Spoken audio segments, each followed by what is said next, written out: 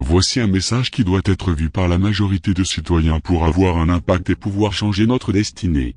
Nous vivons dans une époque où la manipulation est devenue monnaie courante à un point tel qu'il est impossible de distinguer le vrai du faux. Il est si facile de changer l'opinion d'une personne sans même qu'elle ne s'en aperçoive. Notre source d'information devient corrompue lorsque les personnes derrière le choix et la façon d'amener ce qui devient nos croyances font partie du même groupe que ceux qui rédigent nos lois, et pire encore qui contrôlent l'autorité et les finances. Vous croyez que le gouvernement nous appartient ? Expliquez pourquoi nous devons plus d'argent que nous pouvons payer, ou simplement expliquer la raison qui a débuté cette dette que nous avons jamais acceptée. Pourquoi donner le contrôle des finances à une banque privée ? Quel est notre avantage à le faire ? Quelle serait la différence aujourd'hui si nous avions refusé ? Essayons d'éclaircir la situation un peu. Ce graphique, produit par l'Institut Fraser, illustre la trajectoire de la dette fédérale du Canada, de la Confédération à l'année 2015.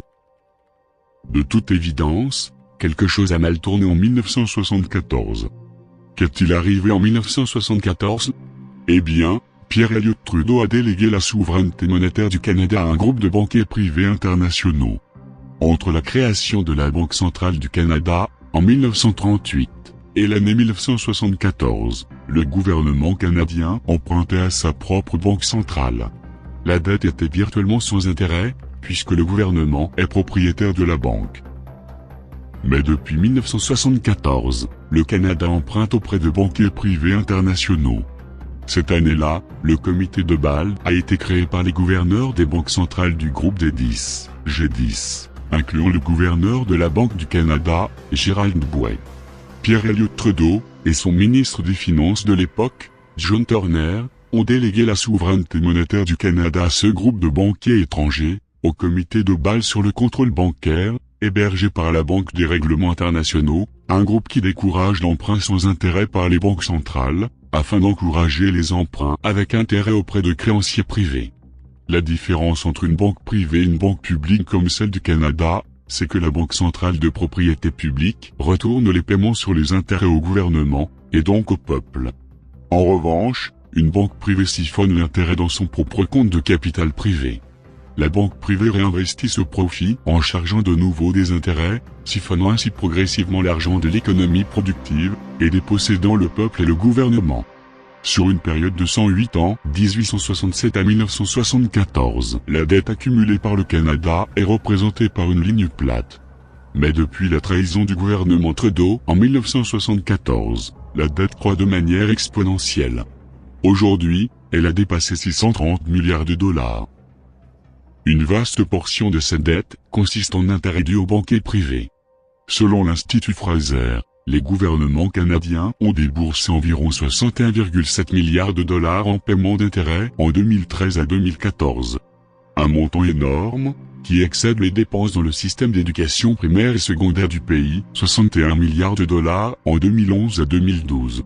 De la Confédération à 1974, le Canada s'est impliqué dans 2 guerres mondiales, a traversé une dépression majeure, a construit de vastes infrastructures, telles que la voie maritime du Saint-Laurent, l'autoroute Trans-Canada, des aéroports internationaux, des chemins de fer nationaux, le Canadien national, et a implanté des programmes de protection sociale comme les allocations familiales, la pension de la sécurité de vieillesse, le régime de pension du Canada, le système de soins de santé universel. Tout ça, avec une dette de seulement 21,6 milliards de dollars. Or aujourd'hui, la dette fédérale dépasse 630 milliards de dollars, alors que le gouvernement ne cesse depuis des années de réduire les services, que nos infrastructures sont mal entretenues, et que d'autres comme le Canadien national, Petro-Canada et Air Canada ont été privatisés. Et pendant ce temps, les 6 grandes banques à charte canadiennes continuent de récolter des profits faramineux, près de 35 milliards de dollars pour l'année 2015. Pierre Elliott Trudeau, le père de celui qui est au pouvoir en ce moment, nous avons laissé un cadeau empoisonné et maintenant nous avons le fils qui a vécu une vie de prince puisqu'il est facile de croire que seul un petit groupe de personnes ont pu profiter de cette situation.